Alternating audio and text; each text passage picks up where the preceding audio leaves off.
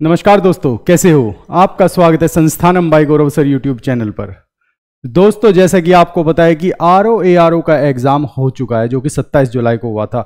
और इस बार आयोग ने बहुत सावधानी बरतते हुए, क्योंकि यूपीपीसीएस का जो 2024 का एग्जाम था उसे देखते हुए, और आरओ जब इससे पहले एग्जाम होता, क्योंकि री एग्जाम था, उससे पहले जो एग्जाम हुआ था 11 फरवरी 2024 को, उसे देखते हुए कि आयोग जो बहुत सारे क्वेश्चंस गलत कर रहा था, बहुत ही सारे क्वेश्चंस गलत दे रहा था, और साथ में आंसर की भी नहीं दे पा रहा था, क्योंकि उससे उसके आंसर्स नहीं बन पा रहे थे, जिससे बहुत ज्यादा विवाद बढ़ता जा रहा था।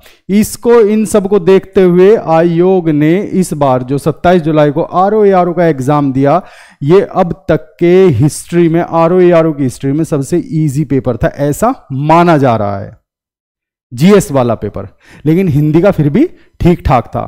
ठीक है, साथ ही मैं आपको आज एलटी ग्रेड के बारे में बताऊंगा, क्योंकि एलटी ग्रेड के फॉर्म आ चुके हैं टीचर्स के, टीजीटी के, और 7,500 से ऊपर वैकेंसी है।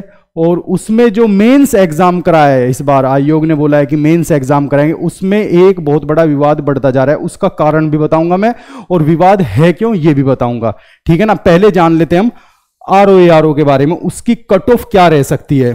ठीक है, सबसे पहले हम आरओ की बात कर लेते हैं। देखिए, आरओ जो 2021 का पेपर हुआ था, आपको पता है आरओ में जो 2021 का पेपर हुआ था, उसमें जो टोटल स्टूडेंट्स बैठे थे, सिटिंग स्टूडेंट्स टोटल बैठे थे, वे 2.45 लाख के आसपास बैठे थे।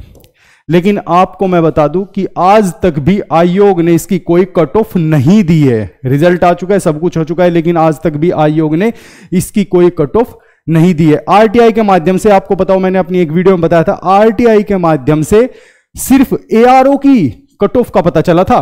आरटीआई से जो पता चला था वो सिर्फ एआरओ की कट ऑफ का पता चला था, ना कि आरओ की कट ऑफ का।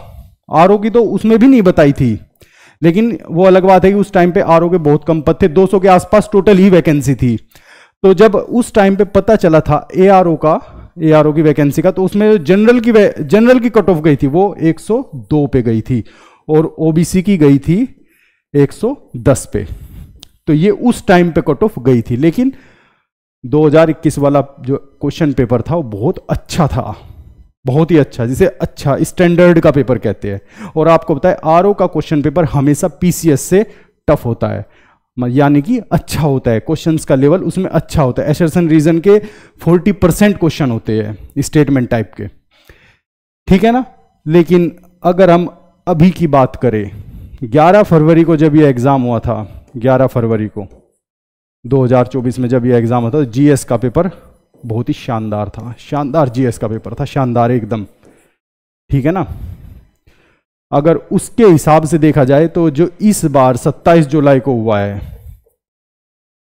ये उसका 40% पेपर है, सिर्फ 40%। इतना अच्छा पेपर आया था उस टाइम पे, लेकिन पेपर लीक हो गया था।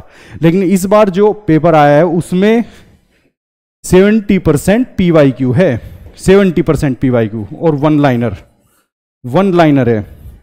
लेकिन वही सबको लगता है कि पेपर इजी है तो कट ऑफ बहुत हाई जाएगी। जैसे जैसे 27 का दिन स्टार्ट हुआ, 12:30 बजे के बाद सब बोलने लगे मेरे 130 टोटल, मेरे 140, मेरे 150। लेकिन जैसे जैसे शाम हुई तो सब 120-15 पे आ गए, क्योंकि वन लाइनर में सोचने का टाइम नहीं मिलता, उसमें या तो यस है या फिर नो है। इस वजह से बहुत ज्यादा गलत कराते हैं स्टूडेंट क्वेश्चन। लेकिन हाँ, उसके मुकाबले पेपर बहुत इजी था। ठीक है ना। तो इसकी जो फाइनल कट ऑफ रह सकती है, फाइनल कट ऑफ वो रहेगी स्टूडेंट की डेंसिटी पे। देखिए, जब 11 फरवरी को एग्जाम हुआ था तो टोटल 6.5 लाख के आसपास स्टूडेंट बैठे थे, 6.5 लाख के आसपास, 10.5 लाख फॉर्म भरे गए थे।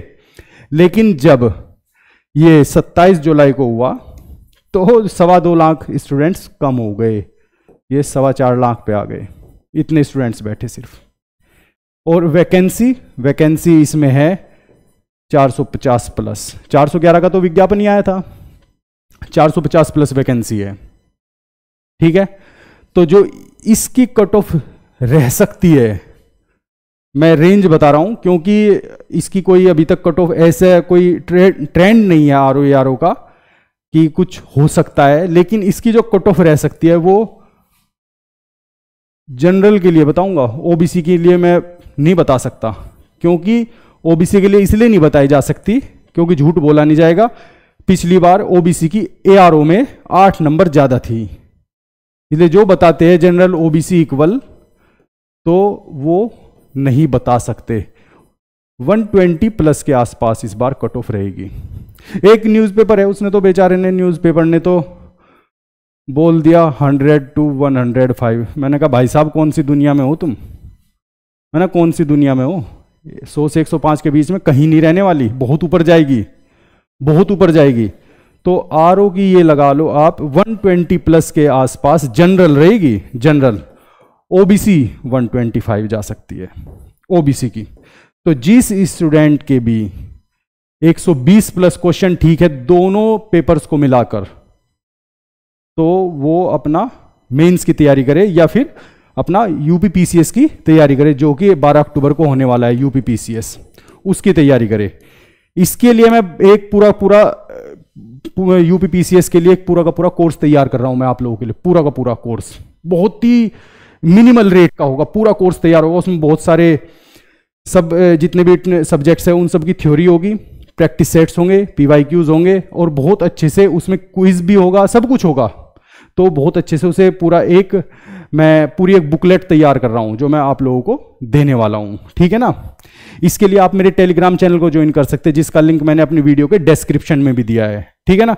अब बात आती है एलटी ग्रेड वालों के। एलटी ग्रेड वालों के लिए देखिए बात तो जायज भी है उनकी, अगर उनकी बात देखी जाए, वे कह रहे हैं कि जो मेंस एग्जाम है वो आप क्यों ले रही है डिस्क्रिप्टिव। अब आयोग भी अपनी जगह ठीक है, आयोग कह रहा है कि जब जो प्री एग्जाम है एलटी ग्रेड में, जो प्री एग्जाम है, प्री में हम एक क्वेश्चन पेपर ले रहे हैं, उसमें 120 क्वेश्चन तो होंगे आपके सब्जेक्ट के, जो भी आपका ऑप्शनल सब्जेक्ट होगा, और 30 क्वेश्चन होंगे आपके जीएस के। तो हम ये ले रहे हैं प्री में।